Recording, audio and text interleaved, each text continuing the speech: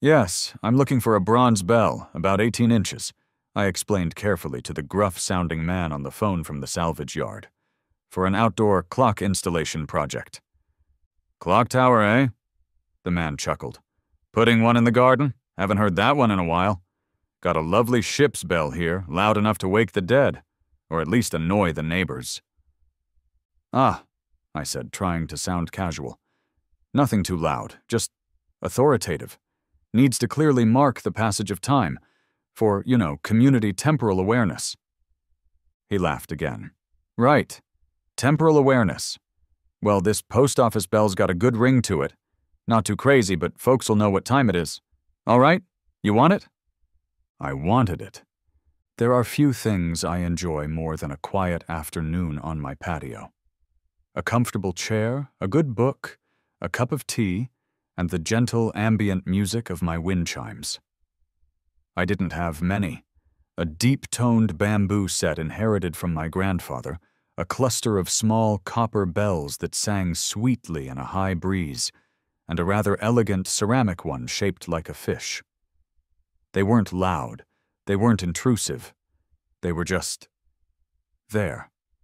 Little whispers of sound when the wind decided to stir. Atmosphere, like adding reverb to reality. Calming, peaceful. Who, I ask you, who could possibly object to wind chimes? They're the auditory equivalent of a warm hug, or maybe a fluffy kitten napping in a sunbeam. Utterly inoffensive. Apparently, I live next door to the one person on planet Earth who finds fluffy kittens deeply, personally offensive. Meet Mrs. Peterson. My immediate neighbor to the west. A woman whose curtains are always drawn, whose lawn is suspiciously devoid of life, not even weeds dare grow there, and who possesses hearing so acute she could probably detect the sigh of a frustrated gnat from 50 paces, especially if that gnat sighed near her property line. I was out front one Tuesday, engaged in a losing battle with some encroaching ivy, when she descended upon me like a hawk spotting a particularly annoying field mouse.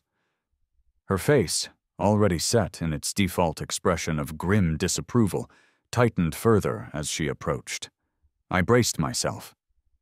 Was my recycling bin an eighth of an inch too far from the curb? Had a leaf from my oak tree dared to land on her unnaturally green lawn? Arthur? Her voice cut through the quiet afternoon like a rusty saw. Those things? I paused, trowel in hand. Things? Your noisemakers, she clarified, gesturing vaguely towards my backyard with a trembling, accusatory finger. Hanging there, clanging away. They are simply intolerable. My wind chimes. Of course. Mrs. Peterson, I began, trying to keep my voice calm and reasonable. You mean the wind chimes? They're really very quiet, just a little tinkle when the breeze picks up. Her eyes narrowed. Tinkle? Arthur, don't be deliberately obtuse. It's a constant clanging, a dreadful, nerve-wracking cacophony. It penetrates my walls. It jangles my nerves. I haven't known a moment's peace since you hung those dreadful, noisy contraptions. Cacophony? I glanced towards my backyard. The air was still. The chimes hung silent. Even if a hurricane blew through, the combined sound of my 3 modest chimes would barely qualify as background noise in a library. Constant? I questioned gently. They only make noise when the wind actually blows, Mrs. Peterson, which it isn't currently. Don't argue semantics with me, she snapped. It's noise pollution. It disturbs my concentration. It scares the birds. This from the woman who regularly complained about bird droppings on her sterile patio. I can't even enjoy a cup of tea in my own home without that incessant ding-dong dinging. I've spoken to the Homeowners Association. They agree it's a nuisance. This is your formal notification, Arthur. They must come down immediately. She didn't wait for a response, just spun around and marched back towards her silent fortress, leaving me standing there, dumbfounded, with a trowel full of ivy roots. Incessant ding-dong dinging? Had she mistaken my gentle bamboo chime for the bells of Notre Dame? Now, I'm generally a peace-loving guy. I don't enjoy conflict, especially not with neighbors you have to see every day. So, despite the utter absurdity of her complaint, I tried to compromise. Maybe she was unusually sensitive to high pitches. I took down the little copper bells, the ones with the highest tinkle.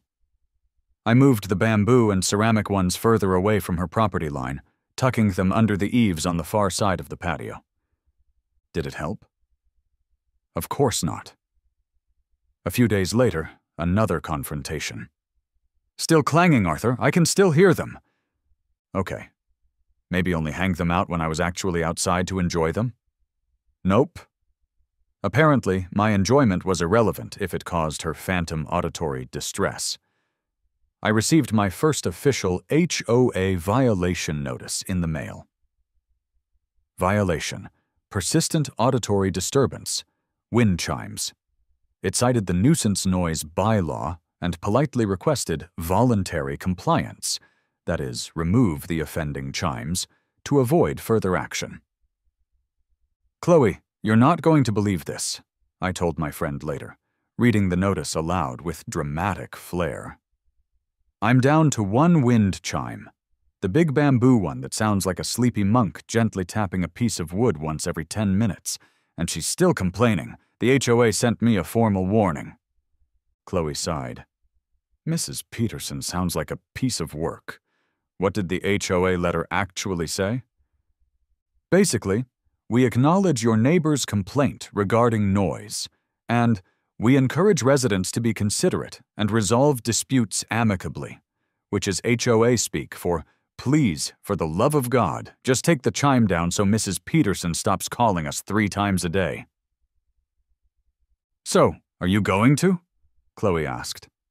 It feels so wrong, I protested. It's my backyard. It's a perfectly normal, pleasant sound. Why should I have to live in complete silence just because she has the auditory sensitivity of a bomb-sniffing dog combined with the disposition of a cornered badger? But the HOA, clearly worn down by Mrs. Peterson's persistence, wasn't interested in philosophical debates about the nature of tranquility. A second, sterner letter arrived a week later. This one mentioned Stan Mirov, the head of the Architectural Review Committee, and referenced unapproved exterior auditory installations. It gave me 7 days. Remove all wind chimes permanently, or daily fines would commence. Failure to comply will result in penalties as outlined in Appendix G. Defeated, frustrated, and muttering darkly about the tyranny of the perpetually annoyed, I took down the last bamboo chime. I coiled it up carefully and stored it in the garage. My backyard fell silent, eerily silent. The gentle breeze rustled the leaves, but there was no answering whisper from the eaves. It felt wrong, incomplete, and deeply, deeply irritating. That evening, I sat stewing in the oppressive silence, staring at the empty hook where my grandfather's chime used to hang. They banned my harmless, quiet wind chimes. Because one hypersensitive neighbor decided they were a cacophony. Fine, fine. But what hadn't they banned? Fueled by spite and a sudden craving for loopholes, I retrieved the thick binder containing the HOA covenants, conditions, and restrictions, that masterpiece of bureaucratic obfuscation. I started reading. Not skimming this time, but reading. Every tedious subsection, every vaguely worded clause. Noise ordinances? Check. Focused on sustained loud noise, specific decibel levels, late-night disturbances. Nothing about intermittent gentle tinkling. Nuisance clauses? Vague as hell. Mostly about barking dogs and overflowing trash cans. Then I got to the section on structures, sheds, gazebos, fences, flagpoles. Detailed rules on height, materials, setbacks. And then, buried in a subsection about garden features and accessories, I found it. Or rather, I found what wasn't there. There were rules about fountains, water recirculation required. Rules about statues. Must be aesthetically harmonious. Rules about bird baths. Subject to mosquito control inspections. But absolutely nothing about clocks, or clock towers, or bells. My brain started whirring. They hated the tinkling, the unpredictable, wind-driven sound. What if the sound wasn't unpredictable? What if it was scheduled? What if it wasn't tinkling, but chiming? Like a clock? A big clock, a very big clock, in a tower, a garden clock tower, with a proper bell. The idea was so audacious, so disproportionate, so utterly insane that I actually laughed out loud. Build a bell tower because someone complained about wind chimes? It was perfect. It was beautiful. It was malicious compliance elevated to an architectural art form. How could they possibly object? A clock tower. It's traditional. It's functional. It tells the time. It adds character. The structure itself would adhere to every single ARC rule regarding height, materials, and placement. The sound it made? Well, the bylaws didn't say boo about hourly chiming from an approved structure, did they? Operation Bong was officially greenlit in my head. The research phase was almost as fun as the initial idea. I dove into the world of horology, campanology, the study of bells, apparently, and garden folly design. I needed something that looked respectable, almost inevitable, like it had always been there. Maybe a sturdy stone or brick base, rising to a timber-framed structure housing the clock face, and, crucially, the bell. Height limit for accessory structures was 15 feet. Challenging, but doable for a modest tower. Then came the bell itself. This required careful consideration. Not a dinky little dinner bell.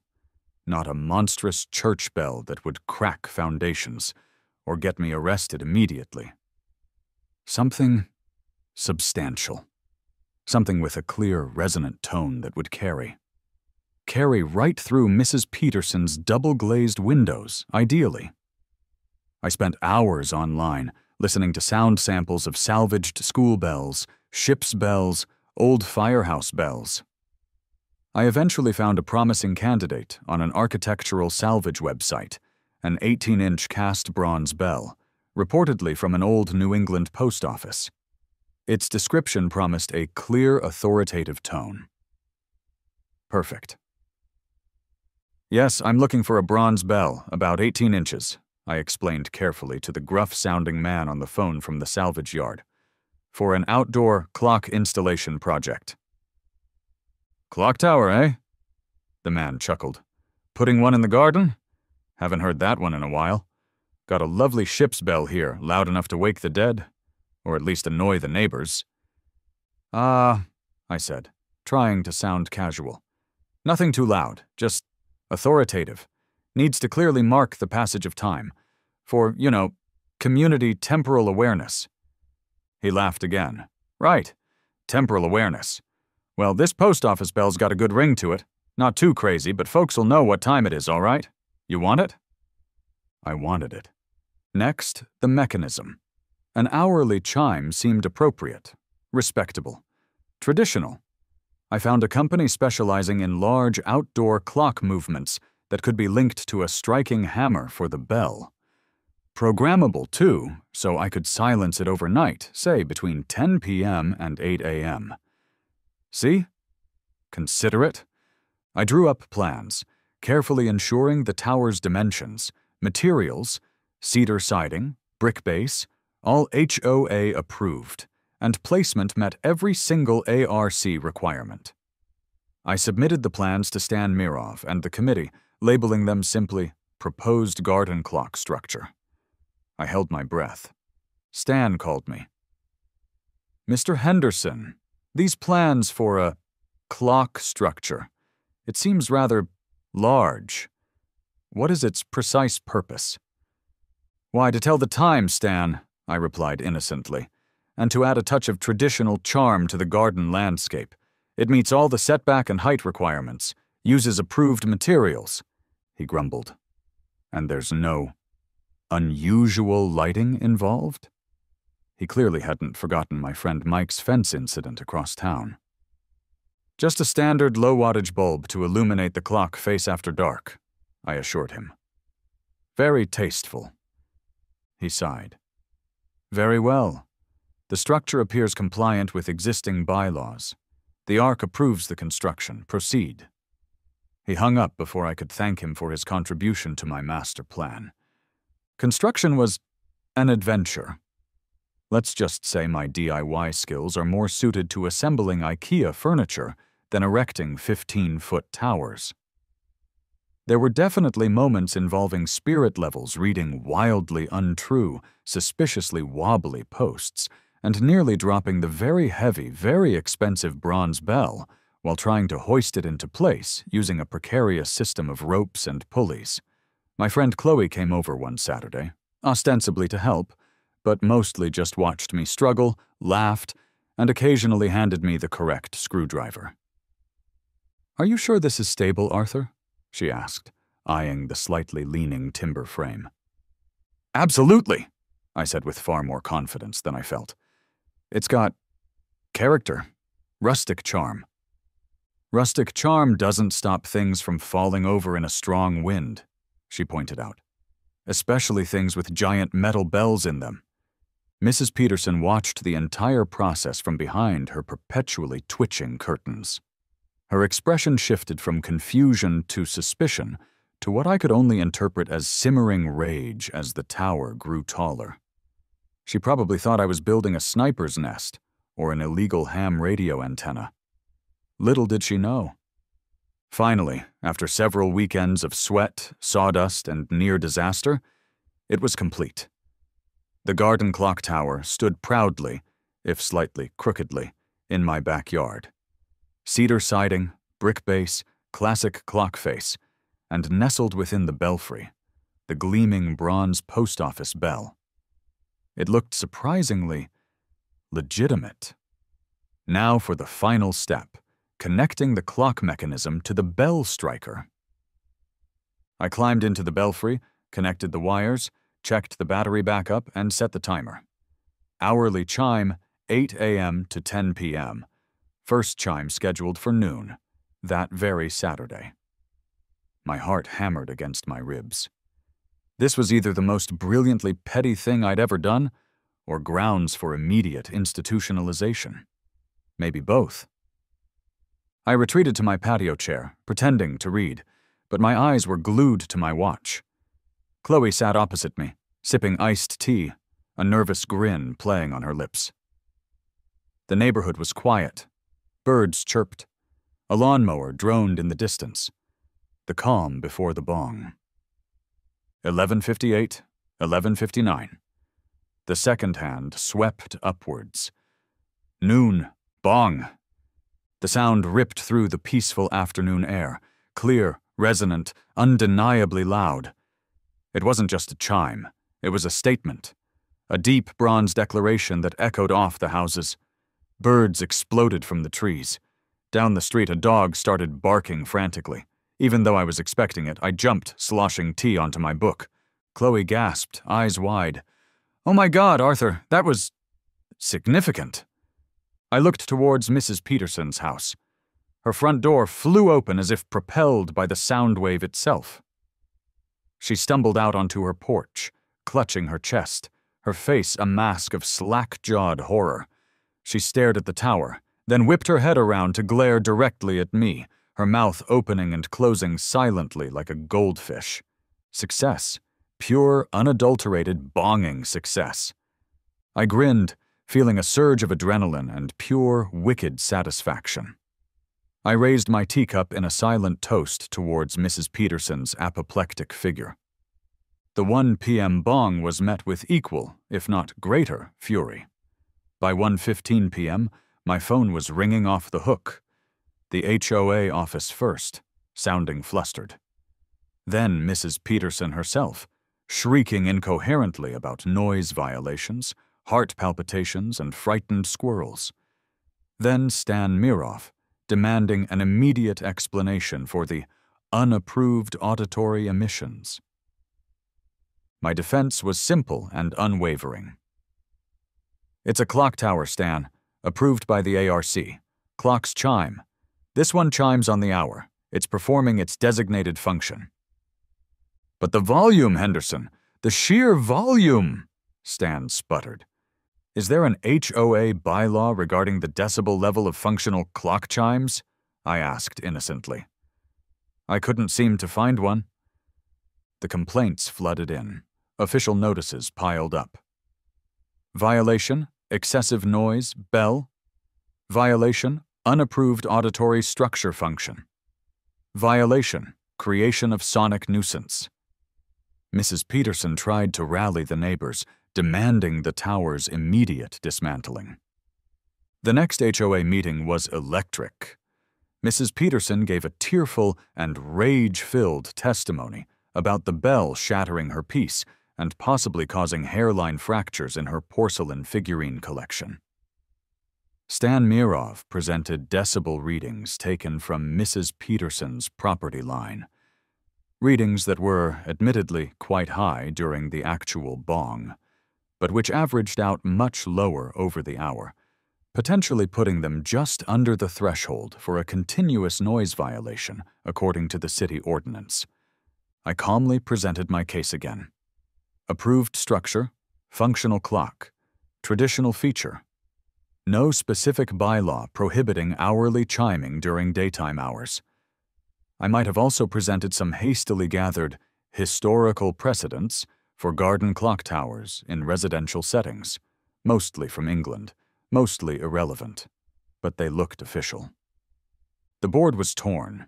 They clearly wanted the bonging to stop, but their own rules, or lack thereof, were working against them. They couldn't legally force me to dismantle an approved structure just because Mrs. Peterson hated the noise it made, especially if it wasn't technically violating city noise ordinances. Life went on, punctuated by hourly bongs. Mrs. Peterson invested heavily in earplugs and started communicating primarily through angry notes taped to my door. Stan Mirov reportedly began drafting increasingly complex bylaw amendments specifically targeting non-essential, repetitive, impact-based auditory signals emanating from accessory garden structures. But getting them passed proved difficult, especially since, surprisingly, some other neighbors started expressing appreciation. Young Timmy down the street apparently used the noon bong as his signal to come home for lunch. Mrs. Gable 2 doors down told Chloe she found the hourly chime rather stately and a comfort, reminding her of her childhood village. A small but vocal pro-bell faction emerged, mostly out of spite for Mrs. Peterson and amusement at the situation, but it was enough to muddy the waters at HOA meetings. The HOA, desperate for a ceasefire in the Great Bell War, eventually approached me with a proposal. They would formally amend the bylaws to explicitly allow limited installation of low-decibel, aesthetically approved wind chimes, maximum of 2, specific materials only, subject to ARC approval, naturally, if and only if I agreed to permanently disable the bell striker mechanism on the clock tower. I considered it. I had made my point. The bongs had served their purpose, and honestly, silencing it overnight wasn't quite enough. The 8 a.m. chime on a Saturday was starting to annoy even me. So I agreed. We signed a formal agreement. The bell striker was disconnected, though I kept the mechanism just in case. I was allowed to hang up my grandfather's bamboo chime and the ceramic fish again. They tinkled softly, peacefully, almost defiantly in the breeze. The bell tower still stands, a silent monument to my brief but glorious career in sonic warfare. It tells the time, quite accurately. And Mrs. Peterson? Well, she still glares at me over the fence, but now there's a new tightness around her eyes, a faint, persistent twitch that seems to happen quite inexplicably right around the top of every hour. Some victories are louder than others.